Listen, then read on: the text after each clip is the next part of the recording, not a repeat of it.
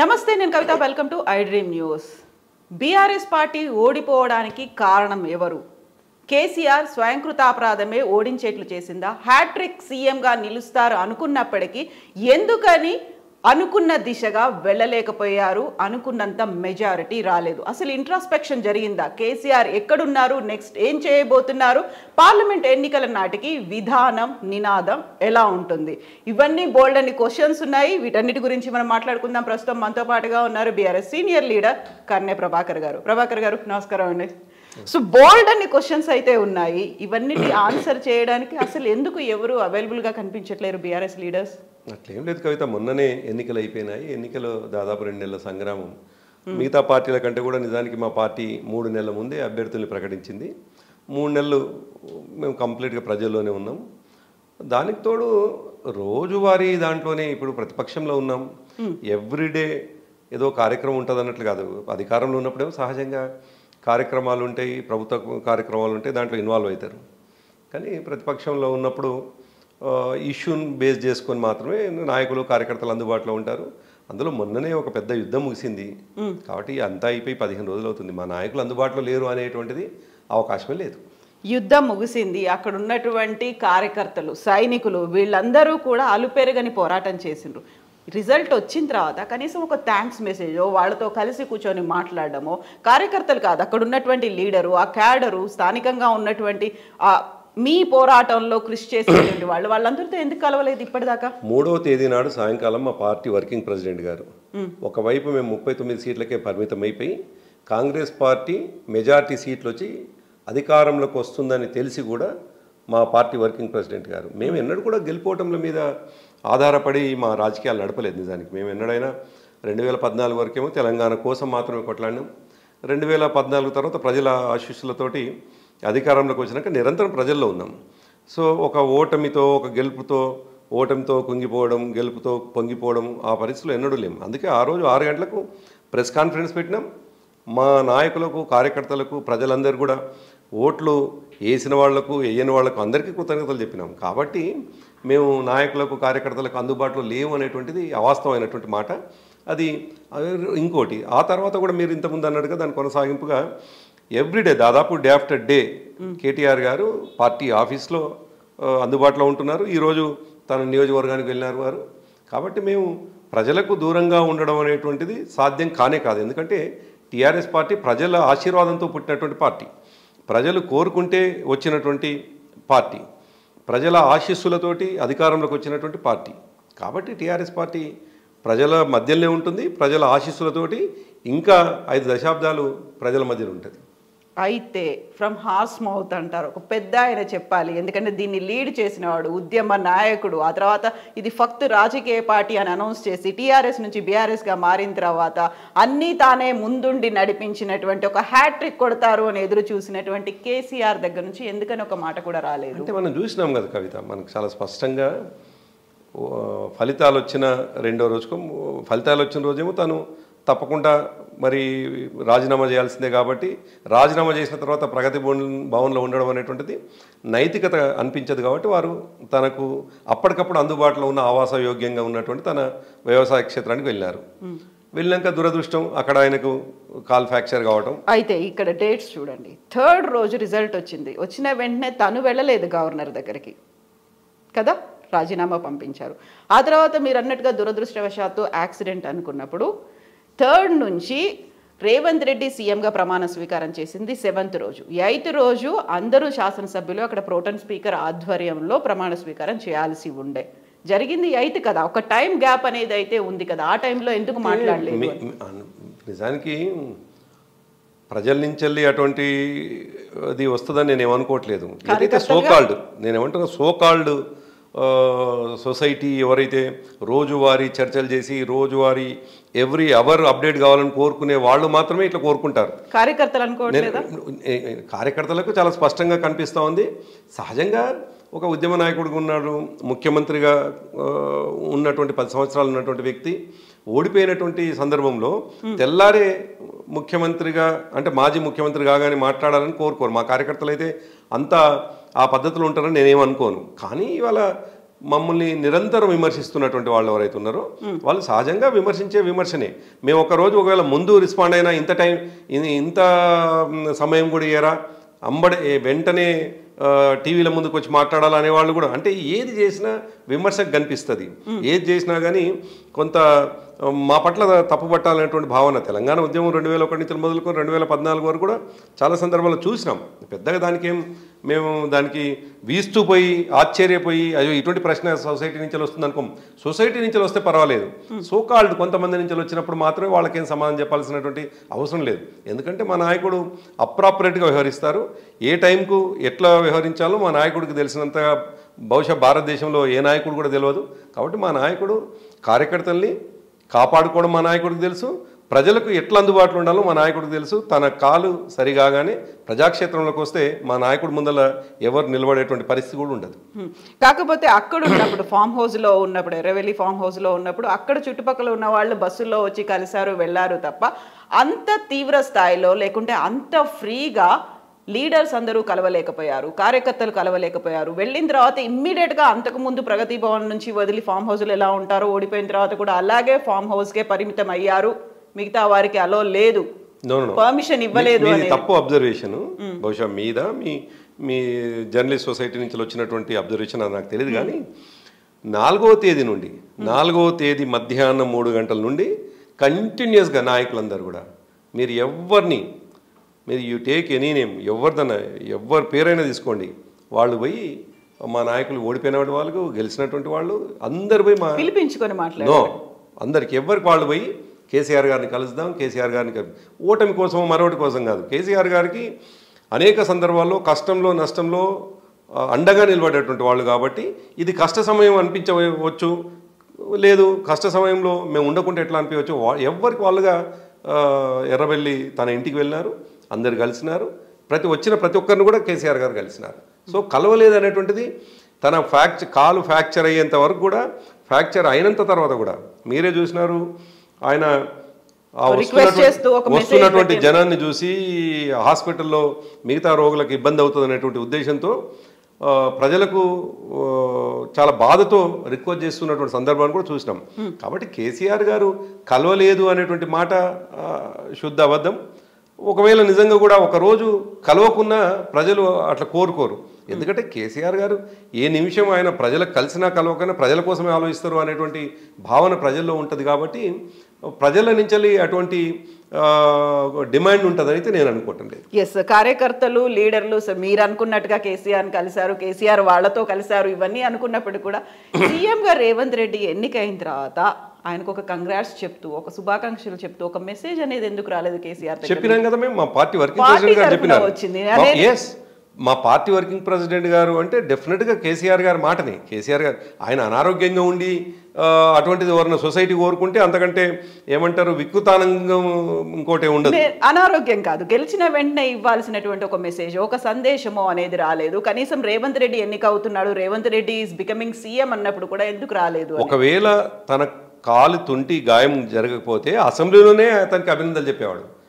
మా party working president గారేమో 3 నాడు సాయంకాలమే చెప్పినారు కాంగ్రెస్ పార్టీకి అభినందనలు. ఆ తర్వాత ట్విట్టర్ వేదికగా వివిధ మాధ్యమాల ద్వారా మేము కంగ్రాట్స్ చెప్పినాం.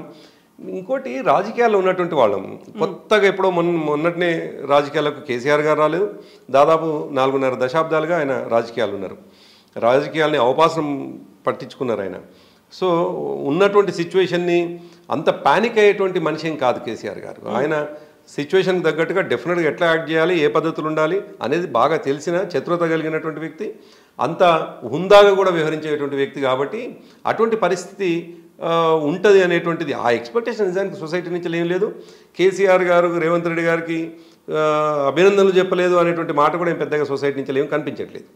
బట్ అక్కడ అభినందనలు తెలపకపోయినప్పటికీ రేవంత్ రెడ్డి సీఎం హోదాలో వచ్చారు, పరామర్శించారు, అందేటువంటి జాగ్రత్తలు, వైద్య సదుపాయం, వీటన్నిటి గురించి కూడా ఆయన వాకప్ చేశారు అనేది. సో రేవంత్ రెడ్డి సరికొత్త సాంప్రదాయం, లేకుంటే మీరన్నట్టుగా ఒక మర్యాదపూర్వకంగా వచ్చి కలిశారు అనేది, అది కేసీఆర్ గారి దగ్గర నుంచి మిస్ అయింది అనేది కూడా ఒక విమర్శ ఉంది కదా, అది కాదంటారా? నేను ఏమంటున్నా, కేసీఆర్ గారు మీరు చూడండి, ఆయన 10 సంవత్సరాల కాలం కావచ్చు, అంతకుముందు 14 సంవత్సరాలు కావచ్చు, ఏ సందర్భం అయినా కానీ చాలా మానవత్వంతో ఎక్కడ సందర్భం వచ్చినా రియాక్ట్ అయినటువంటి సందర్భమే.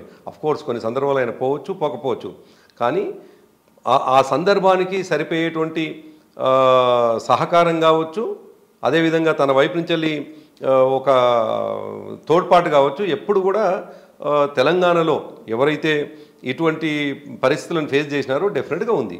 అది వరద బాధితులు కావచ్చు, హైదరాబాద్లో ముంపు బాధితులు కావచ్చు, ఇంకా వివిధ సందర్భాలు ఎక్కడెక్కడ నేను సంఘటనలు జరిగినా కేసీఆర్ గారి నుంచి యాజ్ ఏ ముఖ్యమంత్రిగా డెఫినెట్గా ఉంది. అదే సందర్భంలో ఎవరైనా ముఖ్యమైనటువంటి వ్యక్తులు ఇబ్బంది పడ్డటువంటి సందర్భంలో, గాయపడ్డప్పుడు కావచ్చు, లేదు వాళ్ళ కుటుంబంలో ఎవరైనా పెద్దవాళ్ళు ఏదైనా జరిగినప్పుడు కావచ్చు, కేసీఆర్ గారి నుంచి కూడా అటువంటి పరామర్శనే ఉన్నది. కాబట్టి దాంట్లో పెద్ద పోలిక అనేటువంటిది, ఒక మనిషి కలవటము ఒక మనిషి కలవకపోవడం అనేటువంటిది పెద్దగా పోల్చుకోవాల్సినటువంటి అవసరం లేదని నేను భావిస్తాను. బట్ అక్కడ మనం మాట్లాడుకుంటుంది సామాన్యమైనటువంటి మనుషుల గురించి కాదు. తెలంగాణ రాష్ట్ర ఏర్పాటుకు సంబంధించినటువంటి ఒక ఉద్యమం, అందరినీ ఏకం చేసినటువంటి ఒక వ్యక్తి గురించి, 10 ఏళ్ల పాటు సీఎంగా ఉన్నటువంటి వ్యక్తి తన తర్వాత వస్తున్నటువంటి సీఎంని అభినందించలేదు అనేది, మనం మామూలు వ్యక్తుల గురించి మాట్లాడుకోవట్లేదు. ఇప్పుడు అక్కడికి వచ్చినటువంటి సందర్భంలో ఆయన ముఖ్యమంత్రిగా తను పరామర్శించడానికి వచ్చిండు. వచ్చినప్పుడు ముఖ్యమంత్రిగా పరామర్శించినప్పుడు కృతజ్ఞతలని ఎట్లాగో చెప్పాల్సిందే చెప్పిండు. అది దానికి పెద్దగా ఏముంటుంది, వచ్చినందుకు అంటే కంగ్రాచులేషన్ అనేటువంటిది. ఇప్పుడు ఆ సందర్భం, ఆ సన్నివేశం కవిత, దాంట్లోకి మనం అంత చిన్నగా పోవాల్సినటువంటి అవసరం లేదని నేనైతే అనుకుంటున్నాను. ఎస్, సో మనం ఈ చిన్న విషయాల గురించి పట్టించుకోవద్దు అనుకున్నప్పుడు ఒక పెద్ద విషయం గురించే మాట్లాడుకుందాము. ఇంట్రోస్పెక్షన్ అనేది జరిగిందా లేదా, ఎందువల్ల ఓడిపోయారు? 80+ అనుకున్నారు, 100+ అనుకున్నారు, ఇవన్నీ అనుకున్న తర్వాత 40 కూడా క్రాస్ అవ్వలేదు, 39 దగ్గర ఆగారు. ఎక్కడ ఫెయిల్ అయ్యారు? ఇంట్రోస్పెక్షన్ జరిగిందా? అంటే రాజకీయ పార్టీ అనుకున్నప్పుడు సహజంగా సమీక్ష అనేటువంటిది జరుగుతుంది, దాంట్లో ఏం అనుమానం లేదు. ఏ రాజకీయ పార్టీలోనే జరగాలి, మా పార్టీలో జరుగుద్ది. అయితే మీరు అన్నట్టుగా మేము 70+ ఎక్స్పెక్ట్ చేసినాం, 80, 83 అట్లా ఎక్స్పెక్ట్ చేసినాం. ఫ్యాక్ట్ అది, దాంట్లో ఏం అనుమానం. 100 కూడా దాటుతుంది అని 105 నియోజకవర్గాలు కొన్ని సందర్భాలు అన్నారు. ఆ టైంలో కేసీఆర్ అన్నారు. అప్పుడు ఉన్నటువంటి వాతావరణంలో ఆ మాట అన్నారు. అనౌన్స్ చేసిన తర్వాత సహజంగా అంటే ప్రజల నుంచి వెళ్ళి అభ్యర్థులుగా అనౌన్స్ చేయకముందుకున్నటువంటి వాతావరణం, అభ్యర్థుల్ని అనౌన్స్ చేసిన తర్వాత వాతావరణం మారింది, మన కళ్ళ ముందు కనిపించింది. రాను చాలా డిఫరెంట్గా తెలంగాణ సొసైటీ నిర్ణయాలు తీసుకుంటూ పోతున్నది మనకు అనిపించినటువంటిది. అయితే మీరు అన్నట్టుగా 39కి మేము పరిమితం అయినాక తప్పకుండా మేము సమీక్షలు చేసుకుంటూ ఉన్నాం, ఇంకా కొనసాగుతూ ఉంది. ఒక పూటతో సమీక్షలు చేసుకోవడం ద్వారా ఉపయోగం ఉండదు కవిత. డెఫినెట్గా ఉన్నటువంటి అంటే ఈ సమీక్ష అనేటువంటిది చాలా పాజిటివ్గా, చాలా ప్రోగ్రెసివ్గా, చాలా కన్స్ట్రక్టివ్గా ఉండాలి. కన్స్ట్రక్టివ్గా ఉండకపోతే మా పార్టీకి నష్టం. కాబట్టి మా పార్టీ మళ్ళీ తిరిగి రీబౌన్స్ కావాలి అని అంటే ఎక్కడ పొరపాటు జరిగింది అనేటువంటిది తప్పకుండా మేము చాలా క్షుణ్ణంగా, చాలా సూక్ష్మంగా చేయాల్సిన అవసరం ఉంటుంది. ఆ పని చేస్తూ ఉన్నాం మేము నిరంతరం. ఇప్పటికే కేటీఆర్ గారు దాదాపుగా మొన్న చేవెళ్ళకు సంబంధించినటువంటి, అది పార్లమెంటు సంబంధించిన సమావేశం కావచ్చు, అదేవిధంగా అందులో దాదాపుగా 2-3 సీట్లు ఓడిపోయి ఉన్నాం మేము. పరిగి ఓడిపోయినాం, తాండూరు ఓడిపోయినాం, వికారాబాద్ ఓడిపోయినాం. సో ఓడిపోయినటువంటి సీట్లకు సంబంధించినటువంటిది కూడా సమీక్ష చేసుకుంటున్నాం. సో సమీక్షలు, కొన్ని రాజకీయ పార్టీలు సమీక్ష అనగానే ఒకరిని తీసివేత, ఒకరిని కూడిక అనేటువంటి భావన ఉంటుంది. అట్లా కాదు. ఒక వ్యక్తుల మీద ఆధారపడి సమీక్షలు చేసే కంటే కూడా ఆ వ్యక్తుల ద్వారా ఉన్నటువంటి ప్రభావం ఏంది, ప్రజల మీద ఎటువంటి ప్రభావం పడింది అనేది సమీక్ష చేసుకోవాలి. ఆ పనిలో ఉన్నాం. డెఫినెట్గా ఆ పని జరుగుతూ ఉన్నది. సమీక్షలో ఒక కీలకమైనటువంటి అంశాన్ని మీరేమైనా ఐడెంటిఫై చేశారా? గతంలో 30-40 మంది స్థానిక ఎమ్మెల్యేలని, అక్కడ ఉన్నటువంటి అభ్యర్థుల్ని మార్చాల్సినటువంటి అవసరం ఉంది. ఆ దిశగా ఫోకస్ కూడా పెట్టారు, వాళ్ళకి వార్నింగ్స్ కూడా ఇచ్చినటువంటి కేసీఆర్. ఆ తర్వాత వాళ్ళతోనే ఎందుకు కంటిన్యూ అవ్వాల్సి వచ్చింది? దీని గురించి ఆలోచించారు? అంటే ఈ ప్రశ్న ఓడిపోయిన మరుక్షణం నుంచి ప్రజల్లో నుంచి వస్తున్నటువంటిది. నిజానికి చాలా సీరియస్గా వస్తుంది. ముందు కూడా కొంత వచ్చింది, వాస్తవమే, దాంట్లో ఏం అనుమానం లేదు. మీరు చెప్పింది 100% కరెక్ట్. మేము ఇంటర్నల్గా చర్చ చేసుకుంటున్నటువంటి సందర్భంలో చాలా సందర్భాల్లో ఈ చర్చ వచ్చినటువంటి మాట వాస్తవం. కానీ మా పార్టీ ప్రెసిడెంట్ గారు తీసుకున్నటువంటి నిర్ణయం డెఫినెట్గా మాకు శిరోధార్యం. ఎవరైనా దాన్ని సరే, మాకు అభిప్రాయాలు ఉండవచ్చు, మాకు వ్యక్తిగతమైనటువంటి అభిప్రాయాలు ఉండవచ్చు, కానీ ఒక్కసారి పార్టీ అధ్యక్షుడిగా వారు నిర్ణయం తీసుకున్న తర్వాత అందరూ ఆయన చేసినటువంటి నిర్ణయాన్ని మేము తూచా తప్పకుండా ముందుకు పోవాల్సి ఉంటుంది. అక్కడ పార్టీ అధ్యక్షుడి లెక్క తప్పింది కదా. పార్టీకి వర్కింగ్ ప్రెసిడెంట్ ఉన్నారు, పార్టీకి కీలకమైనటువంటి మీలాంటి లీడర్లు ఉన్నారు, పార్టీ పెట్టినప్పటి నుంచి పోరాటంలో పార్టిసిపేట్ చేసినటువంటి ఎంతోమంది సీనియర్లు ఉన్నారు. వాళ్ళందరికీ తెలుసు కదా ఈ డ్యామ్ షూర్గా వీళ్ళు ఓడిపోతారు, వీళ్ళ మీద వ్యతిరేకత ఉంది, అసంతృప్తి తీవ్ర స్థాయిలో ఉంది, ప్రజలు కూడా కోరుకోవట్లేదు అనే మాట తెలుసు కదా. ఎందుకని మార్చలేదు అంటే కవిత, ఇప్పుడు ఒక మాట మనం పదే పదే డిస్కస్ చేసుకోవాల్సిన అంశం అయితే ఉంటుంది. కేసీఆర్ గారు తీసుకున్న నిర్ణయాల్ని మనం 2001 నుంచి చూస్తే, మీరు కూడా చాలా సీనియర్ జర్నలిస్ట్గా బహుశా వారిని 2007-8 నుండి చాలా దగ్గర నుండి చూస్తున్నట్టున్నారు. దాదాపు మీరు కూడా 15-14 సంవత్సరాలుగా వారిని చూస్తూ ఉన్నారు యాజ్ ఎ జర్నలిస్ట్గా. కేసీఆర్ గారి ప్రతి నిర్ణయం తీసుకునేప్పుడు అది మనకు కొద్దిసార్లు తప్పు అనిపిస్తుంది, కానీ మనం అంతర్మథనం చెందుతాం. కానీ అంతర్మథనం చెందొచ్చు, లేదు విత్ ఇన్ ది పార్టీలో మాట్లాడుకొని వారికి చేరవేయచ్చు, కానీ వెళ్ళగక్కోవచ్చు. కానీ చాలా సందర్భాల్లో కేసీఆర్ గారే నిజమైనారు, కేసీఆర్ గారి నిర్ణయమే సరైందైంది. అనేక సందర్భాల్లో మీరు 2001 నుంచి మొదలుకొని 2014 వరకు ఏ సందర్భం, 2018లో కూడా ఇప్పుడు మీరు అడిగినటువంటిదే సరిగ్గా 2018లో ఒక 20 మందిని మార్చి ఉంటే బాగుండే, లేకపోతే కష్టమయ్యేటట్లుంది, గెలిచేటట్లు లేము అనే చర్చ జరిగింది. 2018లో కూడా ఇదే చర్చ జరిగింది. ఇప్పుడు మీరు చెప్పినట్టుగా సిమిలర్ చర్చ జరిగింది. కానీ 2018లో మార్చాలి అంటుంటే 63 నుండి 88 పోయినాం మేము. మరి కేసీఆర్ గారు నిజమైనారు కదా, కేసీఆర్ గారి నిర్ణయమే నిజమైంది కదా. సో అందుకే ఉంటుందంటే కేసీఆర్ గారి బాణం కొన్ని సందర్భాల్లో గురి తప్పవచ్చు, అది తక్కువ పర్సంటేజ్. మీరు రిస్క్ తీసుకున్నారు అనుకోలేదా? ఎందుకంటే ఒక చరిత్ర సృష్టించబోతున్నాడు కేసీఆర్, హ్యాట్రిక్ గా మేము ఉంటాము అనే మాట పదే పదే అన్ని సార్లు చెప్పినప్పుడు ఈసారి గురి తప్పితే ఎట్లా, మనం రిస్క్ తీసుకుంటున్నామేమో అనే ఆలోచన మీరు కానీ అక్కడ ఉండేటువంటి వార్ రూమ్ టీం కానీ కోర్ టీం ఉంటుంది, ఎవరు ఎక్స్ప్రెస్ చేయలేదు. మాకు ప్రజలపైన విశ్వాసం ఉండే కవిత, మీరు అన్నట్టుగా కొంతమంది అభ్యర్థులు ప్రజల నుంచి కొంత వ్యతిరేకత ఉంది అనేది కనిపిస్తున్నప్పటికీ ప్రజలపైన ఉన్నటువంటి విశ్వాసం ఏంటంటే కేసీఆర్ గారు ముఖ్యమంత్రి కావాలి అని అంటే తప్పకుండా తమ పరిధిలో ఉన్నటువంటి ఎమ్మెల్యేని గెలిపించుకుంటారనేటువంటి విశ్వాసం మాకున్నది. అఫ్కోర్స్ అది అతి విశ్వాసం కూడా అయిందో ఏమో, అందువలన మేము ఓడిపోయి ఉండవచ్చు. కానీ ప్రజలందరూ ఏం కోరుకుంటుండ్రు అని మనం ఎప్పుడైనా ఈ సోషల్ మీడియాలో కానీ మిగతా మాధ్యమాల్లో ఏదన్నా పోల్ పోతే మెజార్టీ పీపుల్ దాదాపు 70% కేసీఆర్ గారు ముఖ్యమంత్రి కావాలని కోరుకుంటున్నటువంటి సందర్భాలు. మేము సర్వే చేసినటువంటి అనేక సర్వేలలో కూడా కేసీఆర్ గారు ముఖ్యమంత్రి కావాలని చెప్పేసి వచ్చినటువంటి రిపోర్ట్లు ఉన్నాయి. మాకున్నటువంటి అంచనా తప్పకుండా కేసీఆర్ గారు తీసుకున్నటువంటి నిర్ణయాన్ని ప్రజలు ఆమోదిస్తారు అనేటువంటి అంచనా మాకు పార్టీ క్యాడర్గా ఉన్నది. అయితే సరే, మీరు యాజ్ ఎ జర్నలిస్ట్గా ఎటువంటి అభిప్రాయంతో ఉన్నారు, లేదు మిగతా సొసైటీలో మా పట్ల కొంత కన్సర్న్గా ఉన్నటువంటి వ్యక్తులు ఎటువంటి అభిప్రాయంతో ఉంటారో మాకు కూడా అనిపించింది. మరి కొంతమందిని మారిస్తే బాగుండేదని. ఇవాళ నిజానికి ఎన్నికల ఫలితాలు అయిపోయినాయి, నేను అదే అంటున్నాను కదా, ఫలితాలు అయిపోయినాయి, ఫలితాలు వచ్చినాయి, కాంగ్రెస్ పార్టీ అధికారంలోకి వచ్చింది. ఇంకా మేము చల్లకొచ్చి ముంత దాచుకున్నటువంటి పరిస్థితి ఏమి ఉండాల్సిన అవసరం లేదు. ముఖ్యమంత్రి గారి ముందు కొన్ని సందర్భాల్లో చర్చ కూడా జరిగింది. కానీ అల్టిమేట్గా మా పార్టీ అధ్యక్షులు వారు దానికి తోడు వారు తీసుకున్న ప్రతి నిర్ణయం కరెక్ట్గానే జరిగింది, ఎప్పుడు తీసుకున్నా కరెక్టే జరిగింది. ఆయన ఫలితం వచ్చినప్పుడు మాత్రమే తప్పని తేలింది, కానీ ఫలితం వచ్చేంత వరకు కూడా మాకు సంశయమే, మాకు అనుమానమే, లేదు కేసీఆర్ గారే కరెక్ట్ అవుతారు, ఆయన తీసుకున్న నిర్ణయమే కరెక్ట్ అవుతుంది అనేది మాకు. సరే, ఫలితం డిఫరెంట్గా ఉండేసరికి అది తప్పయింది కదా అనేది ఇప్పుడు కనిపిస్తూ ఉంది ఆనాడు తీసుకున్నటువంటిది. మీ దగ్గర ఇంటర్నల్ సర్వేలు ఉంటాయి, ఎక్స్టర్నల్గా ఆర్గనైజేషన్స్ చేసినటువంటి సెఫాలజిస్టులు చేసినటువంటి సర్వేలు ఉన్నాయి, ఇంటెలిజెన్స్ రిపోర్ట్స్ కూడా ఉన్నాయి. ఆ రిపోర్ట్లన్నిట్లలో కూడా డిఫరెంట్ ఒపీనియన్ కనిపించిందా? లేదు మారిస్తేనే బాగుండేది, మనం దీని గురించి సెకండ్ థాట్ చేయాల్సిన అవసరం ఉండే అనేది ఎప్పుడు అనిపించలేదు? లేదు, సర్వేలు చాలా అంటే ప్రజలు ఎంత డైనమిక్గా ఉన్నారంటే కరెక్ట్గా ఎన్నికల కంటే ముందు అంటే 3 నాడు ఫలితాలు వస్తే నవంబర్ 3 వరకు కూడా, నవంబర్ అంటే ఓ నెల రోజుల ముందు వరకు కూడా అటువంటి వాతావరణం కానీ, ఎన్నికల షెడ్యూల్ వచ్చేంత వరకు కూడా అటువంటి వాతావరణం కానీ, మేము ఏ సర్వేలు చేసినా డెఫినెట్గా 75+ కనిపిస్తూ ఉన్నాం. మేము 75+ గెలిచేటువంటి వాతావరణం కనిపిస్తూ ఉన్నది. సరే, మీరు ఇంతకుముందు అన్నట్టుగా అభ్యర్థి విషయానికి వచ్చేసరికి ప్రజల నుంచి విముఖత వచ్చింది. ఆ ఇద్దరు అభ్యర్థుల్లో ఎవరు బెటర్ అనిపించిండ్రు, మా వాళ్ళ మీద చాలా తీవ్రమైన వ్యతిరేకత ఉండేసరికి సీరియస్గా అవతల అనామకుడు కావచ్చు అతనికి ఓటేసినారు. దానికి తోడు ఇంకొక మాట కూడా మనం చెప్పుకోవాల్సిన అవసరం ఉంది. 10 సంవత్సరాలు అధికారంలో ఉన్నటువంటి వాళ్ళం, సహజంగా యాంటీ ఇన్కంబెన్సీ ఉంటుంది. ఇంకోటి ఏంటంటే గ్రామంలో అంటే ఒక రోజు 2 రోజులు సహవాసం చేసినటువంటి వ్యక్తులు ఏదన్నా తేడా ఉంటే సహజమైనటువంటి అది. కానీ 10 సంవత్సరాలు దాదాపు అధికారంలో ఉంటే ఎమ్మెల్యే దగ్గరికి పోయినప్పుడు కావచ్చు, ఎప్పుడైనా ఫోన్ చేసినప్పుడు ఎత్తకపోవచ్చు కావచ్చు, లేకపోతే నమస్తే పెడితే నమస్తే పెట్టకపోవచ్చు, ఇటు వివిధ కారణాల చేత వ్యక్తుల పట్ల వ్యతిరేకత వచ్చిందైతే ఫ్యాక్ట్. వచ్చినటువంటిది అది రిఫ్లెక్ట్ అయ్యి ముఖ్యమంత్రి మీద కూడా పడుతుందనే ప్రమాదాన్ని మాత్రం మేము అంచనా వేయలేకపోయినాం, అది ఫ్యాక్ట్.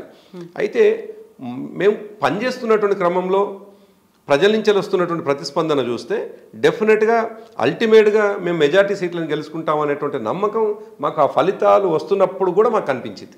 ఇప్పుడు మీరు ఒక మాట అన్నారు, ప్రజల్లో వ్యతిరేకత ఉంది, ఈ క్యాండిడేట్ కాకుండా ఇంకో క్యాండిడేట్ అయితే బాగుండేది, స్థానికంగా ఉన్న ఎమ్మెల్యే బాలేడు కాకుంటే సీఎం కేసీఆర్ కావాలి. స్థానికంగా ఉండే ఎమ్మెల్యేలని ఓడించిన తర్వాత సీఎంగా కేసీఆర్ ఎలా అవుతాడని అనుకున్నారు? ఏ స్ట్రాటజీ ఉంది అసలు ఆ టైంలో మీకు? మా స్ట్రాటజీ కంటే కూడా ఈ ప్రశ్నని మేము మా క్యాడర్ని అడగాలి. ఎవరినన్నా ఎమ్మెల్యే ఇష్టం లేదు అని ఎవరినైతే వ్యవహరించి ఉంటుంటే మా క్యాడర్ని అడగాలి, లేదు ప్రజలన్నా అప్పీల్ చేయాలి. అయ్యా మీకు నేనేమంటున్నా, ప్రజల్ని అప్పీల్ చేయాల్సింది ఏంటంటే కేసీఆర్ గారు మీకు ఇష్టమే కదా, మీ ఎమ్మెల్యేని ఓడగొట్టుకుంటే కేసీఆర్ ముఖ్యమంత్రి ఎట్లయితాడు అని ఆ లాజిక్ మిస్ అయ్యి మీరు మీ ఎమ్మెల్యేని ఓడగొట్టుకుంటారు కూడా ఇవ్వకుండా ఇక్కడ ఉన్నటువంటి స్థానిక ఎమ్మెల్యేలందరినీ ఓడించిన తర్వాత మీరు చెప్పినట్టుగా ఆయనే సీఎం కావాలనుకున్నప్పుడు ఎలా అవుతారు? ఈ అంచనాలు ఈ సర్వేలన్నీ మీ దగ్గర ఉండుంటాయి కదా. మీరు అన్నట్టుగా 30 నవంబరు ఓటింగ్ జరిగింది. ఆ రోజు సరిగ్గా నవంబర్ 22, 23వ తేదీ నుండి ఈ మాట వినపడుతుంది అక్కడక్కడ. మేము నిజంగా కూడా ఆశ్చర్యపోయినాం, కానీ అప్పటికి ఎన్నికల యుద్ధంలో ఉన్నాం. ఆ యుద్ధంలో నిజంగా కరెక్ట్ చేసుకునేటువంటి అవకాశం కూడా లేదు. ఇంకా మేము ముందుకు పోవడమే తప్ప ఎన్నిక రావడానికి ఏం లేదు. అభ్యర్థులు ప్రకటన అయిపోయింది, నామినేషన్లు అయిపోయినాయి. ఇంకొక 7 రోజులైతే ఓటింగ్కే పోతుండ్రు అంటుండగా మనం చేయగలిగింది ఏం లేదు. ఇంకా చేయాల్సింది ఏదన్నా ఉంటే ఆ అభ్యర్థికి సపోర్ట్ చేయడానికి అన్ని రకాల మేము చూసుకోవాల్సిందే తప్ప ఇంకా చేయగలిగింది ఏం లేదు. కాబట్టి మీరు అనేటువంటి ప్రశ్న మాకు చాలా స్పష్టంగా కనిపిస్తూ ఉంది. ఒక 7 రోజుల ముందు నుంచి మావాడు ఓడిపోవాలి, కేసీఆర్ ముఖ్యమంత్రి కావాలి, ఈ లాజిక్ ప్రజలు మిస్ అయినరు, మా క్యాడర్ మిస్ అయింది. అందుకే మేము ఇవాళ ప్రతిపక్షంలో కూర్చున్నాం.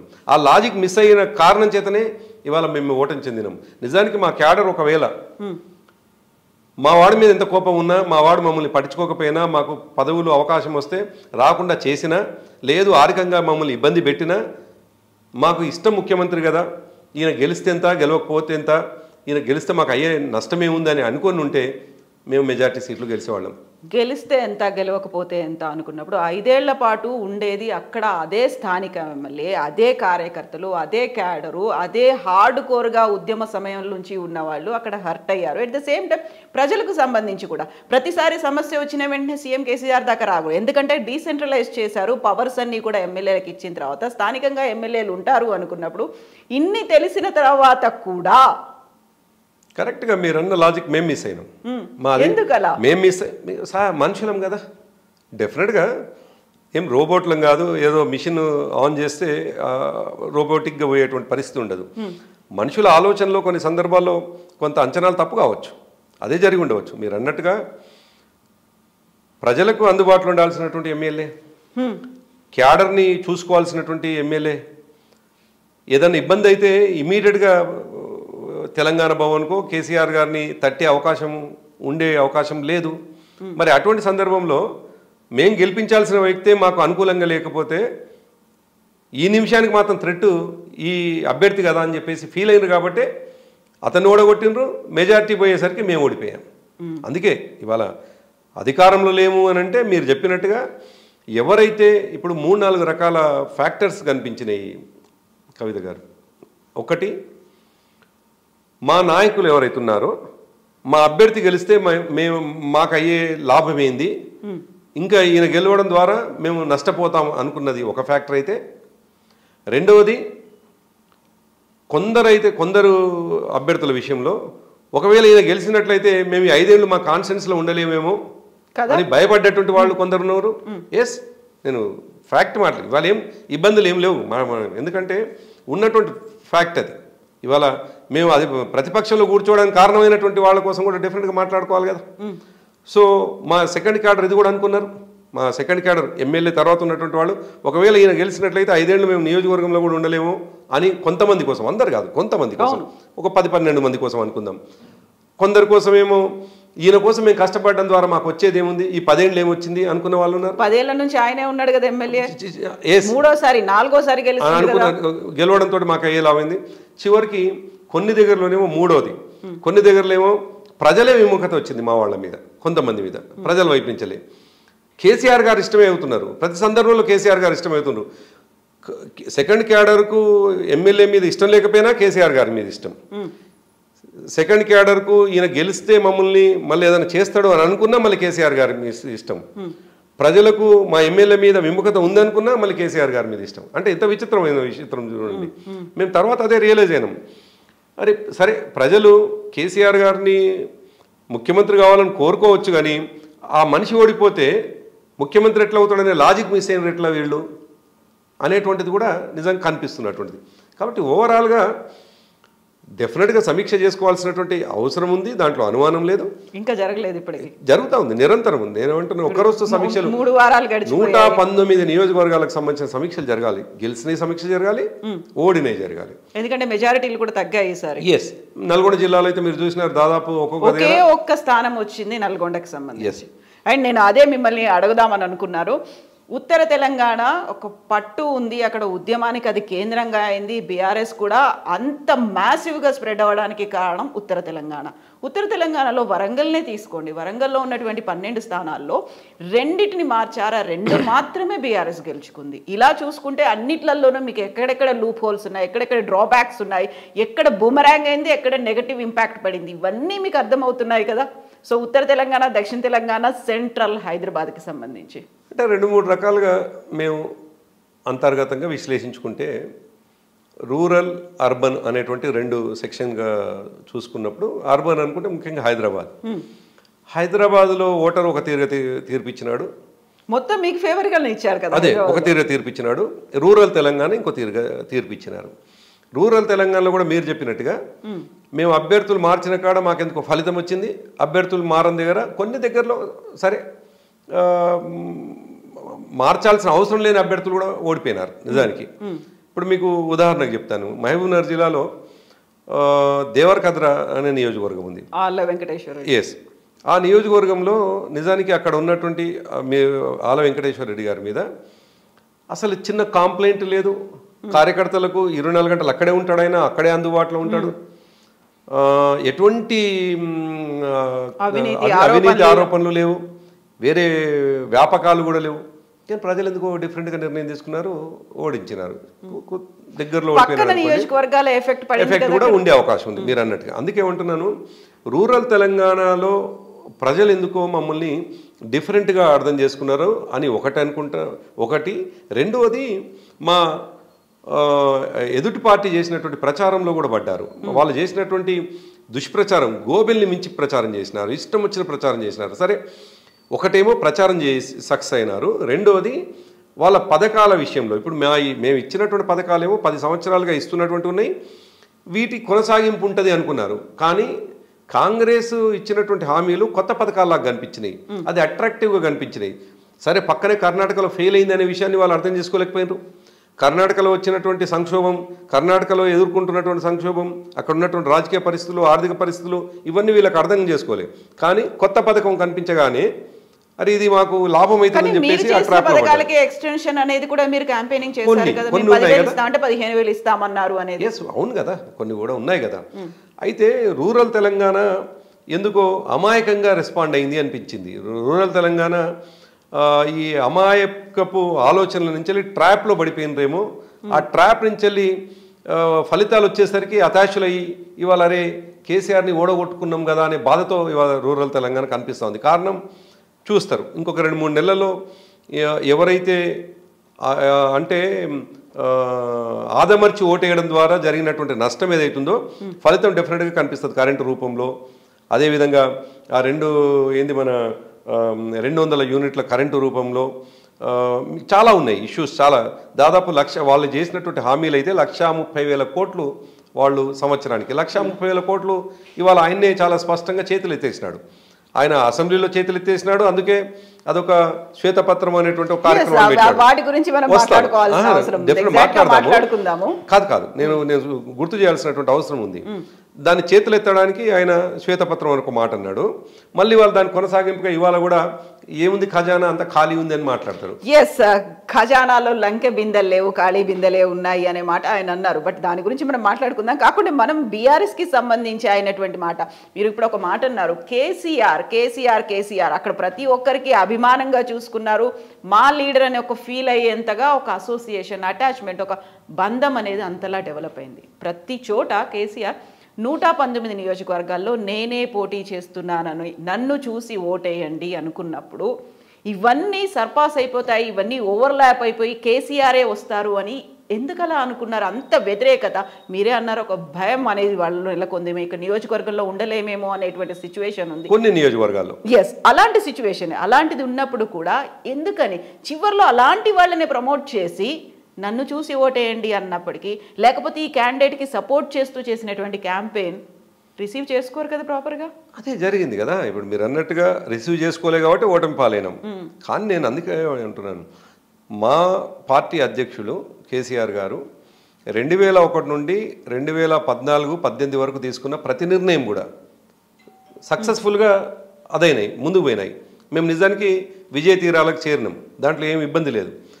వైఫల్యం చెందగానే మా కేసీఆర్ గారు తప్పు గారు, ఒక్కసారి వైఫల్యం చెందగానే ఒక్కసారి ఆయన ఫలితాలు రాకపోతే కేసీఆర్ గారు చేసింది మొత్తం తప్పే అనేటువంటి మాట ఎవరైనా మాట్లాడితే అది అమాయకత్వం అవుతుంది, లేకపోతే ఇంకా మూర్ఖత్వం అవుతుంది. ప్రతిసారి ఆయన అంచనాలు, ఇప్పుడు ఆయన అంచనాలు ఎవరిపైన ఉండాలి? ప్రజలపైన.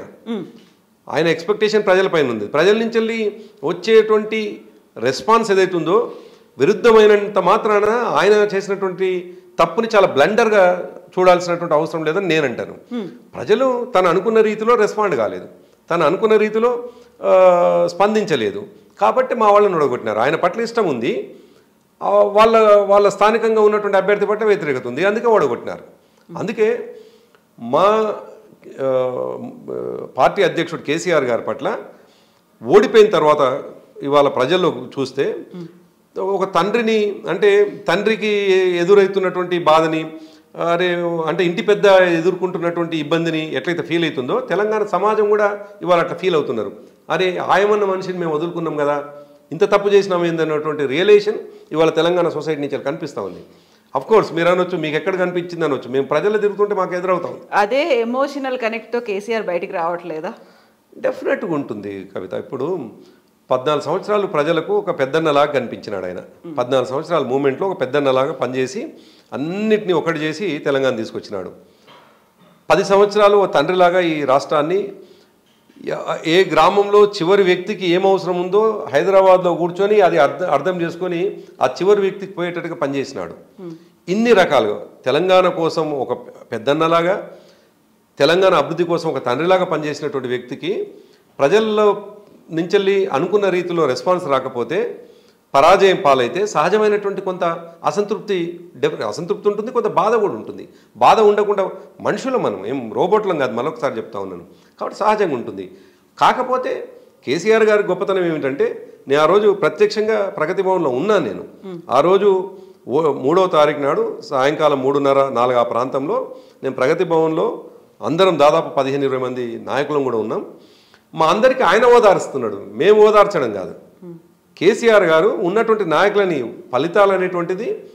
ఫలితాలని ఎట్లొచ్చినా కానీ వెల్కమ్ చేయాల్సి, రిసీవ్ చేసుకునే శక్తి ఉండాలి మన దగ్గర అని చెప్పేసి, అంతకంటే ముందు రోజు కూడా ఎగ్జిట్ పోల్ వచ్చిన మరుసటి రోజు అంటే 2వ తేదీ నాడు ఆయన అంచనా డెఫినెట్గా మనం అధికారంలోకి వస్తూ ఉన్నాం. 30వ తారీఖు సాయంత్రం నుంచే వచ్చాయి కదా వచ్చినాయి ఎగ్జిట్ పోల్స్ వచ్చినాయి. 1-2వ తేదీ నాడు కూర్చున్నటువంటి సందర్భంలో వారికి అంచనా ఏంటంటే డెఫినెట్గా మళ్ళీ అధికారంలోకి వస్తూ ఉన్నాం. కానీ ఒకవేళ రాకున్నా కానీ ప్రతిపక్షంలో ఎటువంటి కొట్లాడాలో మనం నేర్చుకోవాల్సిందే అని ఆయన ప్రిపేర్ అయి ఉన్నారు.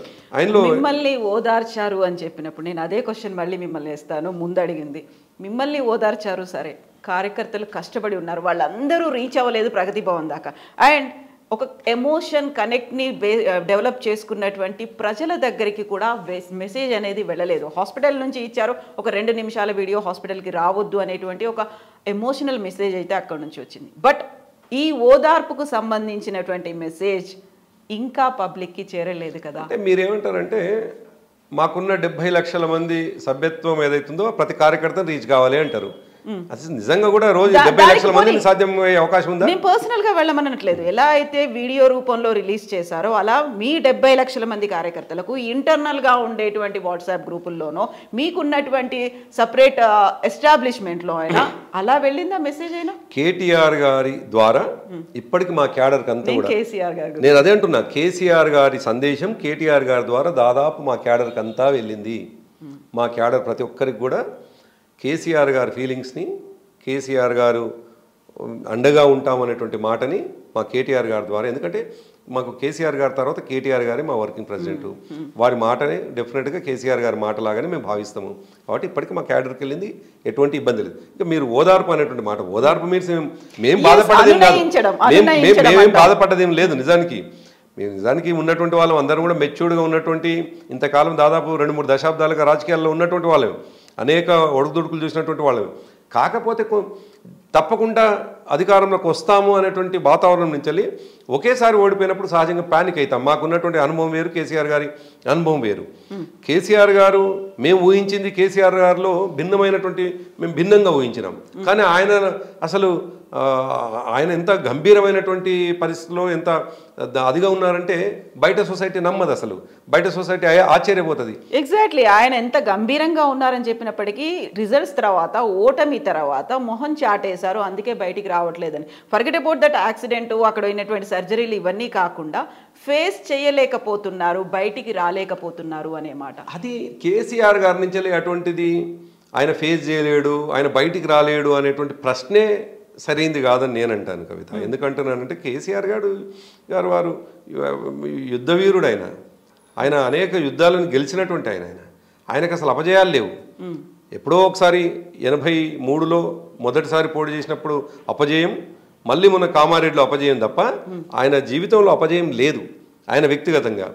ఇక ఆయన పోతున్నటువంటి క్రమంలో ఎంచుకున్న ప్రతి అంశంలో, ప్రతి రంగంలో ఆయన విజయవంతంగానే ముందుకు పోయినారు. ఆయన రాజకీయ రంగానికి వచ్చినాక ప్రతి విషయంలో ఒక అడుగు ముందు పడుతూ పోయిందే తప్ప చివరికి ముఖ్యమంత్రిగా ఆయనకు అవకాశం వచ్చింది. సో ఆయన పట్టుదల, ఆయన కృషి, ఆయన నేర్పరితనం, ఆయన చాణక్య నీతి ఇవన్నీ కూడా డెఫినెట్గా ఉన్నాయి.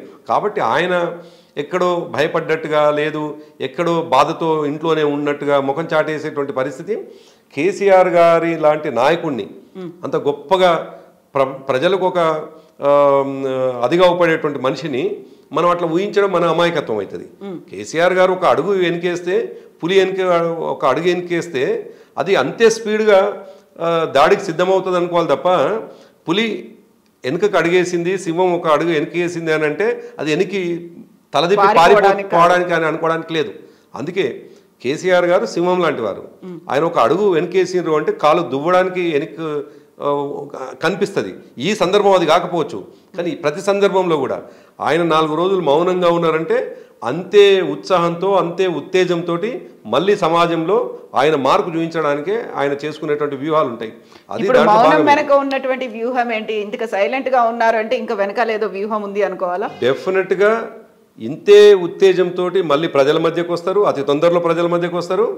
ఈ ప్రభుత్వం ఇచ్చినటువంటి హామీలని ప్రజలకు అందేటట్టుగా మెడలు వంచి చేయించే బాధ్యత తీసుకుంటారు. ప్రతిపక్షంలో ఉండగానే, ముఖ్యమంత్రి ఉండగా మాత్రమే చేయాల్సినటువంటి ఏం లేదు. ఆయన ఒక సోషల్ రెస్పాన్సిబిలిటీ ఉన్నటువంటి మనిషిగా, ఒక ప్రధాన ప్రతిపక్ష నాయకుడిగా ఇచ్చినటువంటి హామీలు, ఆ హామీలని అమలు చేసేటువంటి బాధ్యతని కాంగ్రెస్ పార్టీ మెడలోంచి చేయించేటువంటి పని ఆయన తీసుకుంటారు. అది ప్రజలకు లాభం అయ్యేటువంటి పని చేస్తారు ఆయన. ఎస్, కేసీఆర్ ఒక కత్తి దించని యోధుల్లా పోరాటం చేస్తాడు అనుకున్నప్పుడు కామారెడ్డిలో ఓడిపోయారు, మిగతా వాటిల్లో ఓడిపోయి, మిగతా నియోజకవర్గాల్లో మిగతా బీఆర్ఎస్ క్యాండిడేట్లు ఓడిపోయినప్పుడు అక్కడ వచ్చినటువంటి రీజన్స్ డిఫరెంట్గా కనిపించాయి. కామారెడ్డిలో కేసీఆర్ ఎందుకు ఓడిపోయారంటే, నేను నిజానికి వ్యక్తిగతంగా నేనే 4-5 రోజులు అక్కడే ఉన్నా. నాకు పార్టీ బాధ్యత అప్పచెప్పి ఎన్నికల కోసం అక్కడికి వెళ్ళమంది. మా దురదృష్టం అక్కడ ఆ నియోజకవర్గం ఉన్నటువంటి పరిస్థితులు, అక్కడ ఉన్నటువంటి వాతావరణం దాన్ని అన్నీ వెరసి నిజానికి ఎన్నడూ ఓటమి ఎరగని యోధుడు ఓటమి పాలైండు. అది నిజానికి మాకు బాధాకరమే. ఎందుకంటే నేను ఇక్కడ వార్ రూమ్లో ఉన్నటువంటి వ్యక్తిని హుటాహుటిగా కామారెడ్డి కూడా వెళ్ళినను అని అంటే ఆడ పరిస్థితులు బాగలేవు అనే ఉద్దేశంతో పార్టీ కూడా పంపింది. నిజానికి ఆ ఓటమికి అనేక కారణాలని ఒక మనం 20 నిమిషాల ఇంటర్వ్యూతో విశ్లేషించుకునేటువంటివి కావు. డెఫినెట్గా దాన్ని అన్ని సరి చేసుకోవాల్సినటువంటి అదొక గుణపాఠం కూడా మాకు. నిజానికి మేము దాంట్లో ఏం ఇబ్బంది పడం, ఆ పదం వాడడానికి కూడా ఏం ఇబ్బంది పడం. కామారెడ్డి లాంటి నియోజకవర్గంలో అంత గొప్ప యోధుడు పోటీ చేయడానికి పోయే ముందు డెఫినెట్గా మనం పరిస్థితులు అర్థం చేసుకోవాల్సినటువంటి అవసరం ఉండే. సరే, అక్కడ ప్రజలు మాకు 2వ స్థానంలో నిలబెట్టినారు. కొంత బాధ ఉన్నది, దాంట్లో అనుమానం లేదు. కానీ అక్కడ ఉన్న ప్రజల్ని అంచనా వేసుకోవడంలో మా పొరపాటు జరిగిందనేది మాకు కనిపిస్తున్నది. సో అంచనా వేయడంలో పొరపాటు అనేది చాలా నియోజకవర్గాల్లో కనిపించింది. ఇంతకుముందు మనం మాట్లాడుకున్నట్టుగా వ్యతిరేకత, అసంతృప్తి వీటన్నిటితో పాటుగా దళిత ఎమ్మెల్యేలు కూడా దళిత బంధుకు సంబంధించి అక్కడ అవినీతి అక్రమాలకు పాల్పడ్డారు అనేటువంటిది ఉంది. డబుల్ బెడ్రూమ్లకు సంబంధించినటువంటి ఇష్యూస్ అనేవి ఉన్నాయి. మిగతా మీరేవైతే సంక్షేమ పథకాలు చెప్తున్నారో అవన్నీ అందరికీ చేరలేదు. దాంట్లో కూడా స్థానిక ఎమ్మెల్యేల చేతివాటం ఉంది అనేది ఉంది. భూ కబ్జాలు, ఇసుక దందాలు ఇలాంటివన్నీ ఉన్నాయని తెలిసినప్పుడు మార్చాలి అనేది ఇంటెలిజెన్స్ రిపోర్టు కూడా వచ్చినప్పుడు అక్కడ మీకు ప్రతి నియోజకవర్గంలో ఒక 4-5 ఆస్పిరెంట్స్ కూడా కనిపించినప్పుడు వాళ్ళలో ఎవరో బెటర్ చాయిస్ ఉన్నారు, వాళ్ళ దగ్గరికి వెళ్తే బాగుంటుంది అనేటువంటి ఇలాంటి ఇంటర్నల్ సర్వేస్ అన్నీ చేసినప్పుడు అటువైపు వెళ్ళకపోవడం అంటే విజయం సాధిస్తే ఒకవేళ మా ప్రభుత్వం వచ్చి ఉంటే మీరు అడిగిన 10 ప్రశ్నలు ఒక ప్రశ్న కూడా ఉత్పన్నమయ్యేది కాదు. మేము ఓడిపోయినాం కాబట్టి ఈ ప్రశ్నలు మీరు అడిగింది ఇంకా 10 ప్రశ్నలే. ఇంకా వీళ్ళైతే ఇంకో 10 ప్రశ్నలు ఇంకా ఉన్నాయి సొసైటీలో మా మీద విమర్శించడానికి. కాబట్టి ఇవన్నీ కూడా ఒక యుద్ధం ముగిసినాక ఓటమి పాలైనటువంటి జట్టు పైన వచ్చేటువంటి అనేక రకాలైనటువంటి విమర్శల్లో ఇవి కూడా ఒక విమర్శ. కాబట్టి దాన్ని అంత సీరియస్గా తీసుకోవద్దు అని నేను అనను. డెఫినెట్గా విశ్లేషించుకోవాలి. కానీ అవి మాత్రమే కారణం ఏం కాదు. వాటిని ఇప్పుడు మనకు ఫలితం వచ్చిన తర్వాత అర్థమవుతున్నది. ఈ ఫలితం ఇట్లా రాబోతుందని ముందే మా పార్టీ అధ్యక్షులు కేసీఆర్ గారితో పాటు కింది వరకు అట్నే ఆలోచించుంటేనేమో అట్లా కాదు. మనం ఇప్పటికీ బోల్డన్ని అంశాల గురించి మాట్లాడుకున్నప్పటికీ తెలంగాణ పునర్నిర్మాణంలో తన మెదడును కరిగించి నేను పునర్నిర్మిస్తున్నాను, నా శక్తినంతా ధారపోస్తున్నాను అని ఇంత చెప్పుకున్నప్పుడు ప్రజల్లో నిజంగానే అంత ఆలోచన కలిగిందా? అంటే కలిగింది కాబట్టి 2018లో మమ్మల్ని గెలిపించినారు. నిజానికి ప్రజల్ని మనం విమర్శించకూడదు, ప్రజల మీద నిందలేయకూడదు కూడా. ప్రజల్ని ప్రజల్లాగే చూడాలి. ప్రజలు వివిధ రకాల సెగ్మెంట్స్ ఉంటాయి, వివిధ రకాల వాళ్ళు ఉంటారు. కొన్ని వాటికి ఇన్ఫ్లుయెన్స్ అయ్యేటువంటి సెక్షన్స్ కూడా ఉంటాయి. ఆ ఇన్ఫ్లుయెన్స్ అయినటువంటి ఏంటి అంటే మనకు కనిపిస్తున్నటువంటి కాంగ్రెస్ పార్టీ ఇచ్చినటువంటి ఇష్టం వచ్చినటువంటి హామీలు అవి 130 కోట్లకు ఉంటాయి. సరే, వాళ్ళు ఎట్లా చేస్తారో చూడాల్సినటువంటి. సో కొత్తదనాన్ని కోరుకున్నారు అనేది అయితే కనిపిస్తున్నది. మార్పును కోరుకున్నారు. మార్పు అనే కంటే కూడా కొత్తదనాన్ని కోరుకున్నారు.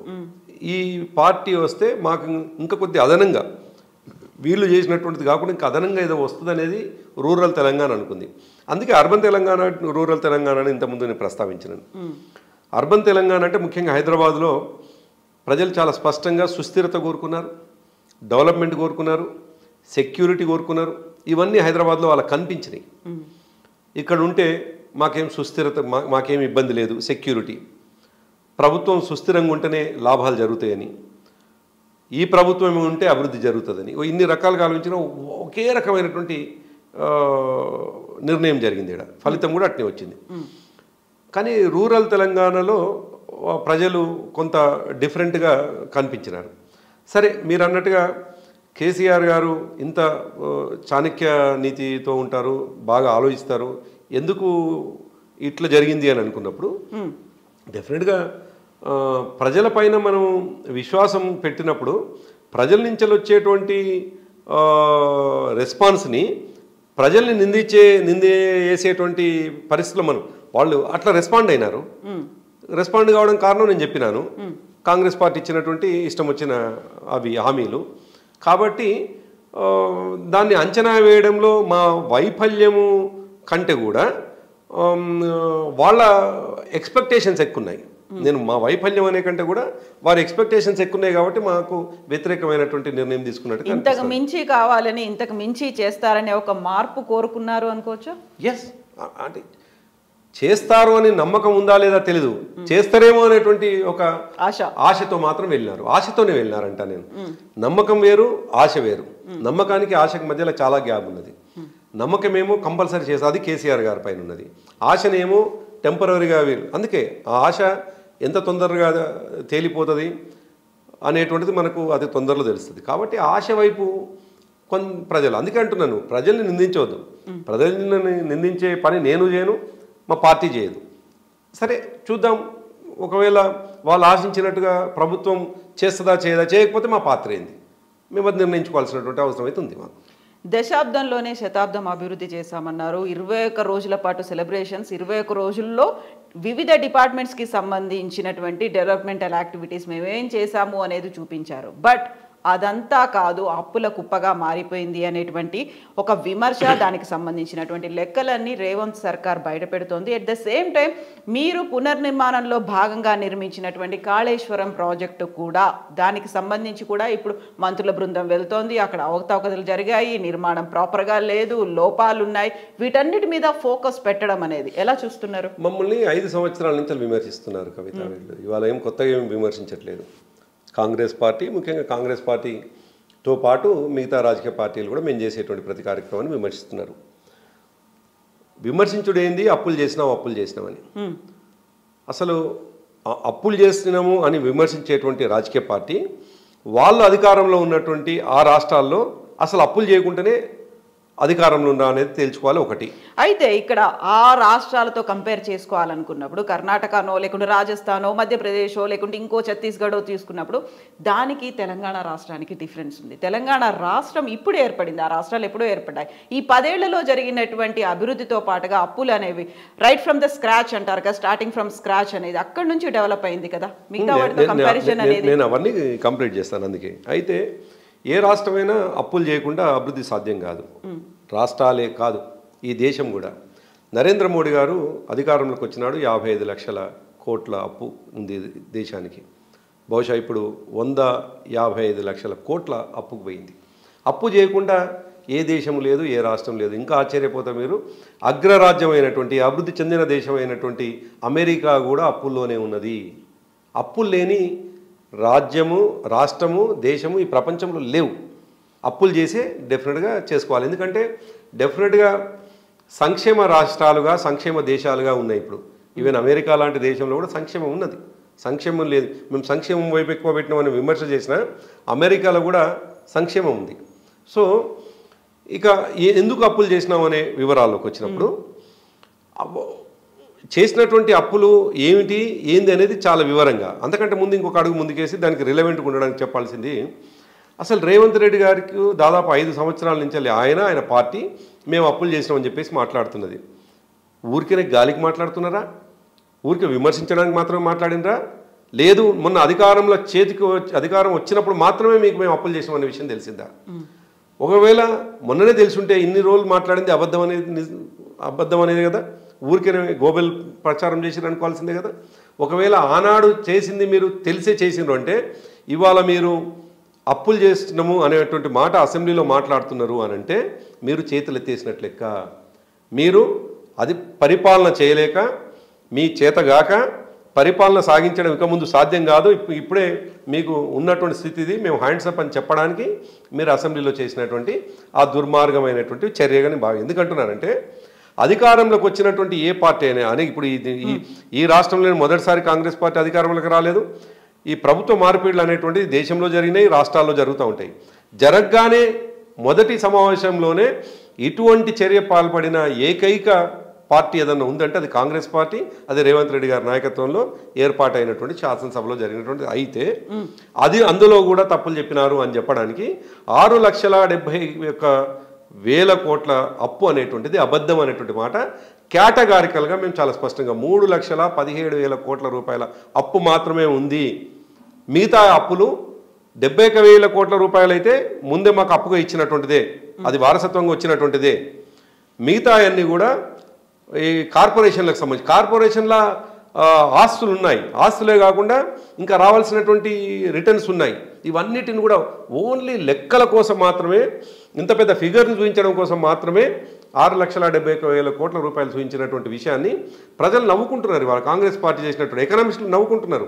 అప్పుల శ్వేతపత్రం, ఆస్తుల శ్వేతపత్రం, ఈ రెండిట్లలో కూడా అప్పుల లెక్కలు అనేవి డబుల్ అవుతున్నాయి. అయితే ఇప్పటిదాకా మీరు చెప్పింది 10 సంవత్సరాల్లో మీ గవర్నమెంటే ఉంది కాబట్టి, మీ అధికారులే ఉన్నారు కాబట్టి వాళ్లే చేసినటువంటి లెక్కలు. ఇప్పుడు అధికారం అంతా మారిపోయింది కాబట్టి లోపలికి వెళ్తున్నారు, లోతులకు వెళ్ళి తవ్వి చూస్తే లెక్కలు తేడాలు కనిపిస్తున్నాయి. అందుకే డబుల్ అనేది ఉంది అనేది. అది కాదు కవిత. ఇప్పుడు మేము లెక్కలు అనేటువంటిది స్పెసిఫిక్గా చెప్తున్నాం, ఏ లెక్క దేనికి అనే విషయం చెప్తున్నాం. అది తప్పు అనేటువంటి మాటని వాళ్ళు మేము శ్వేతపత్రం విడుదల చేసిన తర్వాత వాళ్ళ నుంచి వెళ్ళి ఏ అంకె తప్పో చెప్పాలి. కార్పొరేషన్లకు సంబంధించిన లోన్ల విషయంలో కూడా చాలా సైంటిఫిక్గా చెప్పినాం మేము. అసలు ఎందుకు కార్పొరేషన్లను మీరు అందులో చూడకూడదు అనేటువంటి మాట కూడా మా కేటీఆర్ గారు చాలా వివరించి 1:45 నిమిషాలు తన పీపీటీలో చాలా స్పష్టంగా చెప్పినారు. పవర్ విషయంలో కూడా 81 కోట్ల రూపాయలు అప్పులు అనేటువంటి మాట కూడా అబద్ధము. ఆనాడు 7,748 ఏది మన స్టెబిలైజ్డ్ పవర్ ఉంటే ఇవాళ దాదాపు 19,000 మెగావాట్లకు స్టెబిలైజ్ పవర్ పెరిగింది అని అనుకున్నప్పుడే ఇంకా ఎందుకు డీటెయిల్గా ఇంకా పోతే 1,35,000 ఎకరాలకు 1,35,00,000 ఎకరాలకు నీళ్ళు వచ్చేటువంటి తెలంగాణ ఇవాళ మేము దిగిపోయిన నాటికి 2,65,000 ఎకరాలకు నీళ్ళు ఇచ్చేటువంటి పరిస్థితి. మేము అభివృద్ధి చేయకుంటే 2,65,00,000 ఎకరాలకు నీళ్ళు ఎట్లా పోతుంది? ఇంకా కొద్ది ప్రామాణికంగా చూస్తే పారామీటర్ ఏముంటుంది జనరల్గా మా అభివృద్ధి కానీ అనుకున్నప్పుడు 22% పేదరికము మొత్తం భారతదేశంలో తెలంగాణలో 22% మేము వచ్చేనాడికి 2014 ఉంటే మేము మన దిగిపోయిన నాడికి 4.9%. అంటే మేము చేసింది అభివృద్ధే కదా, మేము చేసింది ప్రజలకు అందుబాటులో ఉన్నటువంటిదే కదా. అంతెందుకు 1,40,000 ఏది మన టన్నుల ఉత్పత్తి ఉంటే 3,50,000 టన్నుల దాకా ఎట్లా పోయింది? అది అభివృద్ధే కదా. అయితే ఇక్కడ కాళేశ్వరం ప్రాజెక్ట్ కావచ్చు, విద్యుత్కు సంబంధించినటువంటి లెక్కల్లో కూడా అవకతవకలు కనిపిస్తున్నాయి అనే మాట కాదంటారు? ఏమంటున్నాను, బేసిక్గా వాళ్ళు మాట్లాడినటువంటిది వాళ్ళ మనం డీటెయిల్గా ఒక మాట చెప్పుకోవాలి. కాళేశ్వరంకి సంబంధించి దాదాపు 5 సంవత్సరాలుగా నిజానికి 30,000 కోట్లు ఖర్చు పెట్టినాడే 1,00,000 కోట్ల అవినీతి జరిగింది, 1,00,000 కోట్ల అవినీతి జరిగిందని మాట్లాడుకుంటూ వచ్చారు. అంటే 30,000 కోట్లు కూడా ఖర్చు జరగనాడే ఆ మాట చెప్పినారు. చివరికి ఎండ్ ఆఫ్ ది డే మొన్నటి ఎన్నికల్లో కూడా చెప్పినటువంటి మాట 1,00,000 కోట్ల అవినీతి జరిగింది, 1,00,000 కోట్లు కేసీఆర్ కుటుంబం తిన్నది అని చెప్పేసి మాట్లాడుకుంటూ వచ్చినారు. కానీ వాళ్ళు విడుదల చేసినటువంటి శ్వేతపత్రంలోనే 97,000 కోట్ల రూపాయలే ఖర్చు జరిగిందని చెప్పేసి వాళ్ళే విడుదల చేసి మరి 1,00,000 కోట్ల రూపాయల అవినీతి ఎట్లా జరిగింది? నువ్వు అబద్ధం చెప్పినట్టే కదా. 1,00,000 కోట్ల రూపాయల అవినీతి జరిగితే 97,000 కోట్ల రూపాయల ఖర్చు ఎట్లా జరుగుతుంది? 97,000 కోట్ల రూపాయలేమో కాళేశ్వరం మొత్తం ఎంటైర్ ప్రాజెక్టు ఖర్చు అయితే 1,00,000 కోట్ల రూపాయలు అంటే నువ్వు అన్నదే అని అని అని అబద్ధము నిజాన్ని చేసే ప్రయత్నం చేసినాం అనేది స్పష్టంగా కనిపిస్తుంది. ఒకటైతే నమ్మిండ్రు కదా, నమ్మిండ్రు కాబట్టి వాళ్లకు మోసపు మాటలు చెప్పిన వాళ్లకు ఓటేసినారు. ఇంకో మాట చెప్తాను నేను, కాళేశ్వరానికి సంబంధించి కూడా ఆ అప్పు అని చెప్పేసి మాట్లాడినటువంటిది నిజానికి అది ఉత్పాదక రంగానికి పెట్టినటువంటిది. అది ఉత్పాదక రంగం. మన దేశమే వ్యవసాయ ఆధారిత దేశం. ముఖ్యంగా మన రాష్ట్రం ఇంకా వ్యవసాయ ఆధారిత రాష్ట్రం. దాని ప్రొడక్టివిటీ కూడా మన కళ్ళ ముందు ఇంతకుముందు మీకు లెక్కలు చెప్పినాను. పేదరికం కావచ్చు, అదేవిధంగా వచ్చినటువంటి ఉత్పత్తి కావచ్చు, అదేవిధంగా స్థిరీకరించినటువంటి ఆయకట్టు కావచ్చు, కళ్ళ ముందే కనిపిస్తుంది కదా. కాళేశ్వరం కావచ్చు, పాలమూరు రంగారెడ్డి ద్వారా ఇవాళ కనిపిస్తున్నటువంటి ఇదే కదా మరి కళ్ళ ముందు. అందుకే పెట్టుబడి అనేటువంటిది ఎక్స్పెండిచర్ వేరు, పెట్టుబడి వేరు, ఇన్వెస్ట్మెంట్ వేరు, ఎక్స్పెండిచర్ వేరు. మేము చేసింది ప్రతిదీ కూడా అది ఇన్వెస్ట్మెంటే, భవిష్యత్ తరాలకు ఎక్స్పెండిచర్. అందుకే 50 లక్షల కోట్ల మేము దాన్ని సృష్టించినము అనేటువంటి మాట, ఆస్తులను సృష్టించడం అనే మాట మా పార్టీ వర్కింగ్ ప్రెసిడెంట్ గారు చెప్పినారు. అయితే మీరు ఖజానాలో లంకె బిందెలు ఉన్నాయి అని అనుకుంటే అక్కడ ఖాళీ కుండలే ఉన్నాయి. సంపదనంతా కేసీఆర్ ఊడ్చుకొని తీసుకెళ్లాడు అని చెప్తున్న సీఎం రేవంత్ రెడ్డి ఈరోజు ఒక మాట అన్నారు. ఈసారి కూడా మూడోసారి కూడా మేమే అధికారంలోకి వస్తామని 22 ల్యాండ్ క్రూయిజర్లకి అడ్వాన్స్ ఇచ్చేశారు. మొత్తంగా 22 ల్యాండ్ క్రూయిజర్లు అంటే 66 కోట్ల రూపాయలు ఆల్రెడీ పెట్టారు. ఆంధ్రప్రదేశ్ విజయవాడలోనే ఎక్కడో ఉన్నాయి. అవి హ్యాట్రిక్ కొట్టిన తర్వాత ఇక్కడికి తెప్పించుకుందాము అనేది అంత కాన్ఫిడెన్స్ ఉన్నప్పుడు ల్యాండ్ క్రూజర్లు వీటన్నిటి మీద పెడుతున్నారంటే దుబారా అనిపించలేదా? అంటే ముఖ్యమంత్రి స్థాయిలో ఉన్నటువంటి వ్యక్తులు మాట్లాడాల్సినటువంటి అంశాలు కావు. నిజానికి వాళ్ళు రేవంత్ రెడ్డి మాట్లాడుతున్న విషయాలు చూస్తే ఒక గల్లీ స్థాయి నాయకుడు మాట్లాడుతున్నాడు. నిజానికి ముఖ్యమంత్రిగా ఉన్నటువంటి వ్యక్తులకు ఉండాల్సిన భద్రత ఉంటుంది, ఉండాల్సిన వసతులు ఉంటాయి. ఈ దేశంలో అనేక రాష్ట్రాల్లో ఉన్నాయి, తెలంగాణలో కూడా ఉంది. బట్ ఆయన నాకేం సింపుల్ కాన్వా ఇదంతా వద్దు, నా ఓన్ వెహికల్ నేను వాడతానని చెప్పారు. అదే ముందు వెనకలు ఉన్నాయి.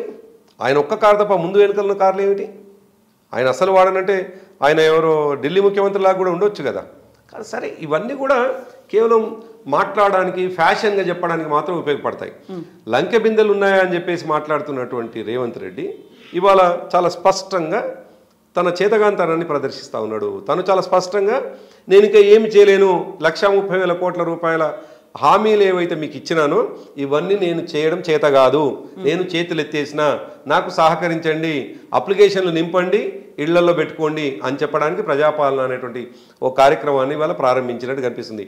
ఒకవేళ లంకె బిందెలు లేకపోతే నువ్వు అన్నట్టుగా లంకె బిందెలు ఉండవు, కూడా లంకె బిందెలు ఉండవు, ఖజానా ఖాళీ అంటున్నావు.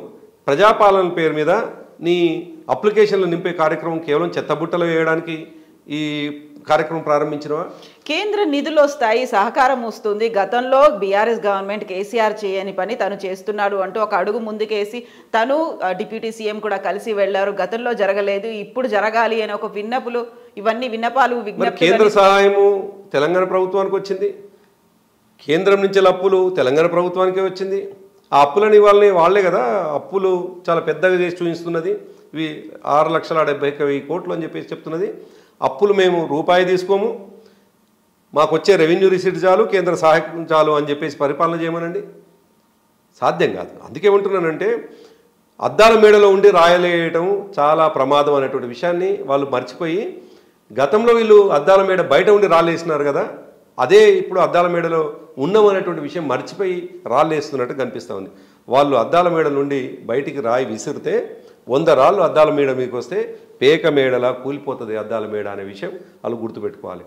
బాధ్యత కలిగినటువంటి వాళ్ళు, ప్రభుత్వానికి వచ్చినటువంటి వాళ్ళు, ముఖ్యమంత్రి హోదాకు పోయినటువంటి వాళ్ళు, ఉప ముఖ్యమంత్రులుగా ఉన్నటువంటి వాళ్ళు చాలా జాగ్రత్తగా అడుగులు ముందుకేయాల్సినటువంటి అవసరం ఉంటుంది. ఇంకా ఆయన ప్రధాన ప్రతిపక్ష నేతగానే లేదు, ఏదో అల్లరి చిల్లరగా తిరిగి ఇష్టం వచ్చినట్టుగా మాట్లాడే నేతగానే మాట్లాడితే ఈ రాష్ట్రం అధోగతి పాలవుతుంది.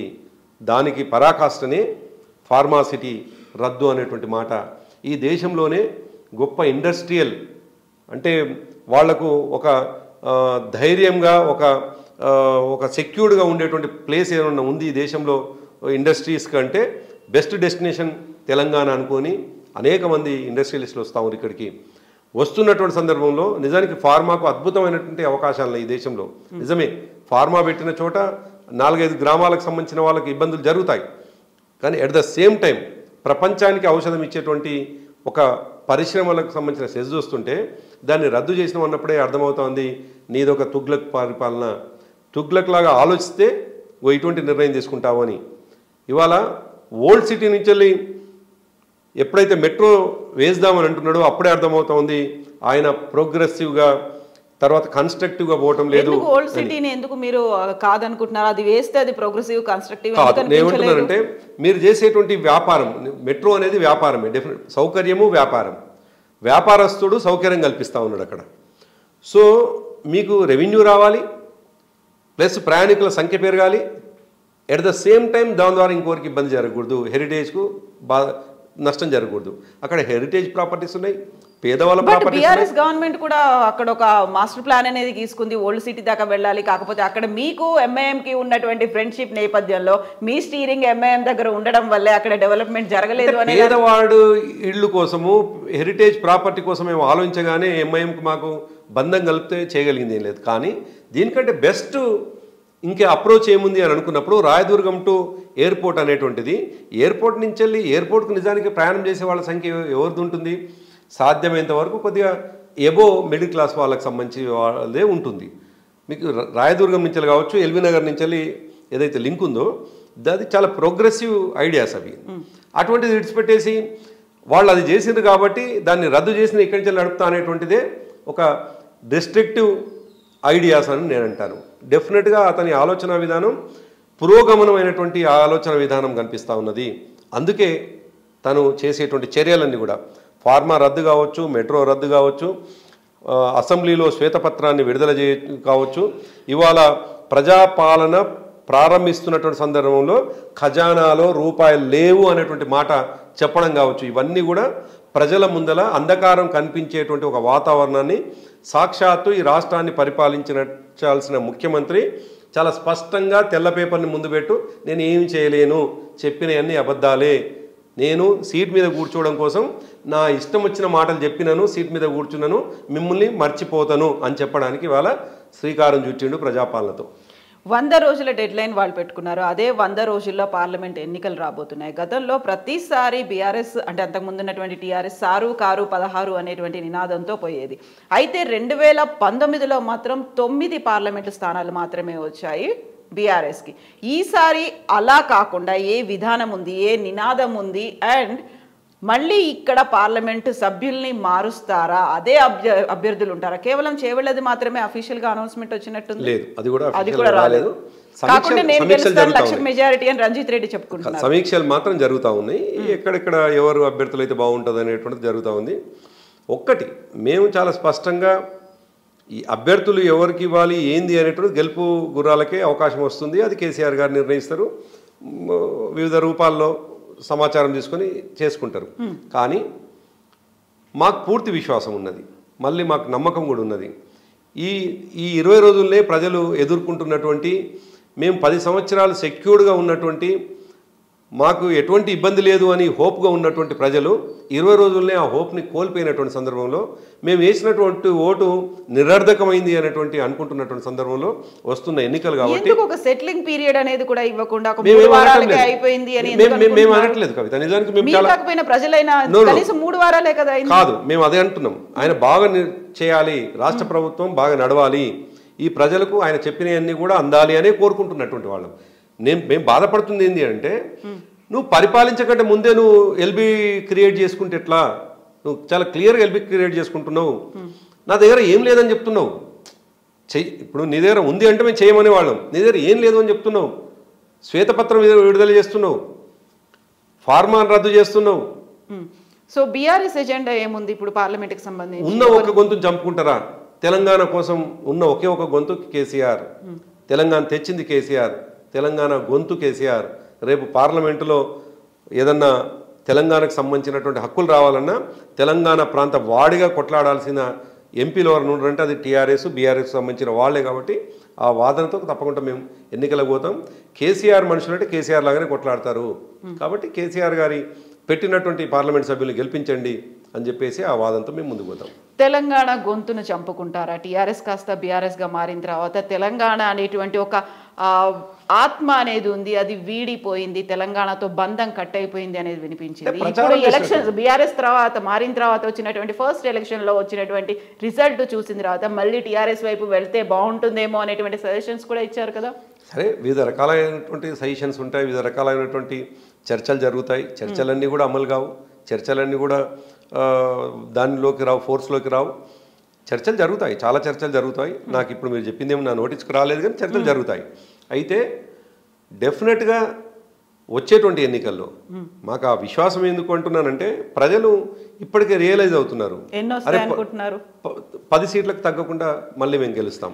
గతంలో 9 సీట్లు వచ్చినటువంటి 16 అనేటువంటి నినాదం నుంచి 10 అనేది తగ్గించుకున్నట్టే, అది తగ్గించుకున్నట్టా లేకుంటే ఇతర పార్టీల సంఖ్య పెరిగింది? గతంలో 9 సీట్లు గెలిచినాం, ఈసారి 10 సీట్లు గెలుస్తాం. ఒక సీట్ పెరిగే ఉంటుంది. కారణం ఏమిటంటే కేసీఆర్ని పోగొట్టుకున్నాం అనే బాధ తెలంగాణ ప్రజల్లో ఉంది. ఇవాళ తెలంగాణ ప్రజల్లో మా మనిషిని, మా ఇంటి పెద్దని, మా తండ్రిలాగా చూసుకున్నటువంటి వ్యక్తిని, మా అన్నలాగా పోరాటం చేసినటువంటి వ్యక్తిని దూరం చేసుకున్నాం అనేటువంటి బాధ 20 రోజుల్లో కనిపిస్తూ ఉంది. కారణం వాళ్ళు ఎన్నుకున్నటువంటి వాళ్ళు వ్యవహరిస్తున్న తీరు, ప్రతి నిర్ణయానికి ఢిల్లీకి చక్కర్లు, ప్రతి నిర్ణయానికి హైదరాబాదులో ఆలోచన చేస్తే ఢిల్లీ ఫ్లైట్ ఎక్కాల్సిందే. ఢిల్లీకి తెలంగాణ ఒకటే లేదు, ఢిల్లీకి ఇంకా 28 రాష్ట్రాలు ఉన్నాయి, ఇంక 27 రాష్ట్రాలు తెలంగాణ కాకుంటే. మిగతా 27 రాష్ట్రాలకు సంబంధించినవి చూసుకుంటూ తెలంగాణ చూసుకోవాలి. కాబట్టి తెలంగాణను తప్పకుండా ప్రయారిటీని బట్టి తెలంగాణ చూస్తారే తప్ప ప్రయారిటీగా మాత్రం తెలంగాణ ఉండదు. కానీ బీఆర్ఎస్కు ప్రయారిటీ తెలంగాణ. తెలంగాణ రాష్ట్రమే ప్రయారిటీ కాబట్టే డెఫినెట్గా మా పక్క నిలబడతారు. అందుకే ఎక్కే ఫ్లైటు దిగే ఫ్లైటు పోయినప్పుడు ఒకరు కలవటము ఒకరు కలవకపోవడం ఉత్తి చేతులతో వెనక్కి వచ్చేటువంటి ముఖ్యమంత్రులని గతంలో కూడా చూసినాం. కాంగ్రెస్ పార్టీ అటువంటి పరిస్థితులను కూడా చూసినాం. సంవత్సరానికి ఒక ముఖ్యమంత్రిని మార్చినటువంటి సందర్భాలను కూడా చూసినాం మనం. తర్వాత సహకరించినటువంటి వాళ్ళ స్నేహితులు మిగతా మంత్రివర్గాన్ని కూడా చూసినాం. అంతెందుకు సాక్షాత్తు అసెంబ్లీలో ముఖ్యమంత్రి మాట్లాడుతుంటే మిగతా మంత్రుల యొక్క సహకారం ఏముందో చాలా స్పష్టంగా కళ్ళతో కనిపించింది. మిగతా మంత్రుల యొక్క ఒక్కరంటే ఒక్కరు కూడా ముఖ్యమంత్రిని సమర్థించకుండా కాంగ్రెస్ పార్టీని ప్రభుత్వాన్ని సమర్థిస్తూ మాట్లాడుతున్నటువంటి వాళ్ళు కానీ వ్యక్తిగతంగా రేవంత్ రెడ్డి మీద వస్తున్నటువంటి ఏదన్నా ఆరోపణ వస్తే ఒక్కరంటే ఒక్కరు కూడా విమర్శించే అటాక్ చేశారు కదా. అక్కడ మేము ఏమంటున్నామంటే మా మీద అటాక్ చేయడానికి ఉన్నటువంటి అంశాలు ఏం లేవు, అన్నీ అభూత కల్పనలే.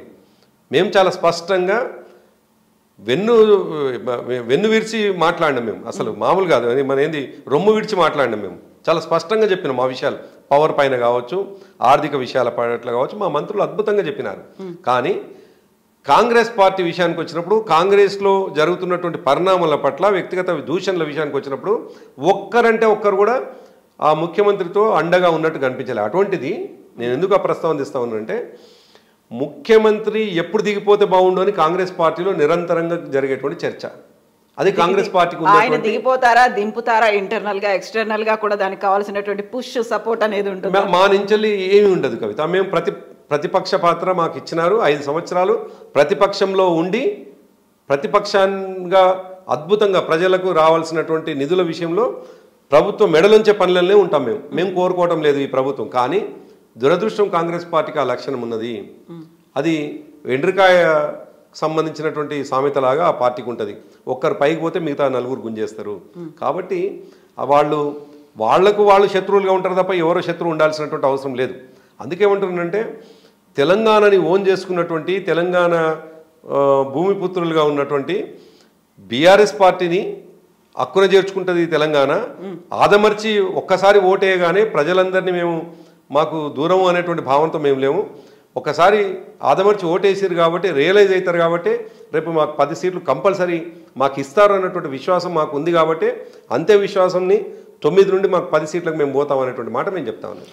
ఇంటర్వ్యూ స్టార్టింగ్లో మీరు ఒక మాట అన్నారు, సీఎం రేవంత్ రెడ్డిని ఎందుకు కంగ్రాచులేట్ చేయలేదు, ఎందుకు అభినందించలేదు అనుకుంటున్నప్పుడు అసెంబ్లీకి వెళ్ళి అక్కడే పర్సనల్గానే అక్కడే చేద్దాం అనుకున్నారు అనే మాట. అసలు కేసీఆర్ అసెంబ్లీకి వెళ్తాడా, ప్రతిపక్ష హోదాలో బీఆర్ఎస్ ఎల్పీ లీడర్గా అటెండ్ అవుతాడా అనేటువంటి డౌట్ ఎందుకని వస్తుంది అందరికీ?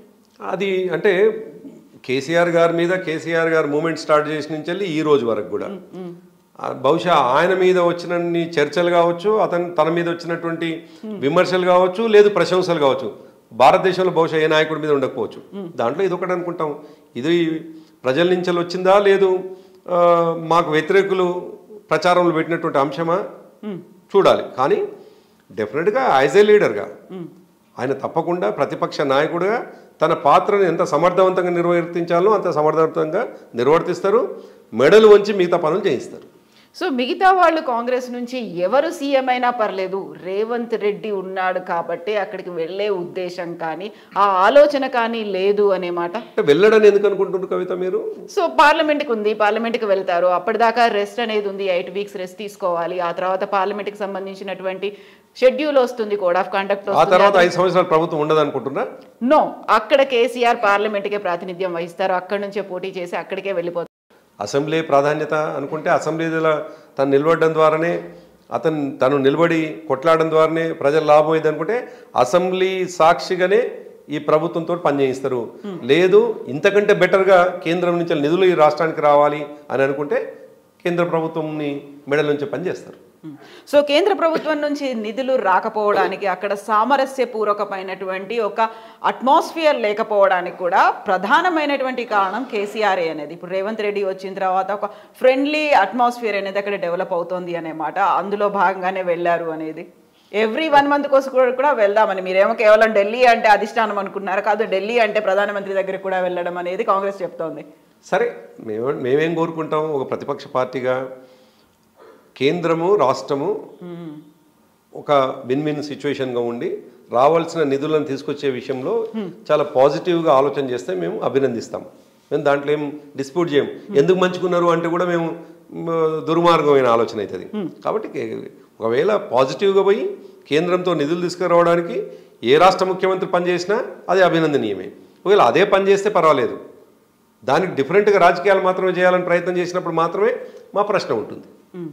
సో ప్రశ్నకి సమాధానాలు చెప్పడానికి అక్కడ సంధించినటువంటి శ్వేతపత్రం రూపంలో వచ్చినటువంటి బోల్డ్ అన్ని క్వశ్చన్స్ ఉన్నాయి. వాటన్నిటికీ ఆన్సర్ చెప్పడానికి కేసీఆర్ వెళ్తారా? కేసీఆరే స్వయంగా ఆన్సర్ చేస్తారా? అంటే మేము ఇప్పుడు సమాధానం చెప్పాల్సింది ప్రజలకు మాత్రం, ఇంకా మాకెవరు లేరు. ఇప్పుడు నిజానికి మేము అధికారంలో ఉన్నప్పుడు, కేసీఆర్ గారు ముఖ్యమంత్రిగా ఉన్నప్పుడు ఈ దేశ ప్రధానికి జవాబుదారు, లేకపోతే ఈ దేశంలో ఉన్నటువంటి మిగతా వాళ్ళకి జవాబుదారు. ఇవాళ జవాబుదారీ మేము కేవలం ప్రజలకే. వాళ్ళు ప్రజలు నిర్ణయించింది కూడా మాకు జవాబుదారీగా ఉండండి అని 39 సీట్లు ఇచ్చినారు మాకు. సో 39 సీట్లలో ఉన్నటువంటి మా ఎమ్మెల్యేలు, మిగతా పార్టీ ప్రజలకు జవాబుదారుగా ఉండి ప్రజలకు అందాల్సినటువంటి కార్యక్రమాలు అందే విధంగా మా కార్యాచరణ ఉంటుంది. ఎస్, ప్రజలకు జవాబుదారీ కాబట్టి ప్రజల మధ్యలోకి కేసీఆర్ కంప్లీట్గా రికవరీ అయిన తర్వాత వస్తారా, లేకుంటే కానీ పార్లమెంట్ ఎలక్షన్లో జరుగుతున్నటువంటి క్యాంపెయినింగ్ కోసమే వస్తారా? తను ఎందుకంటే దాదాపు 70 ఏళ్ల వయసు కేసీఆర్ గారిది.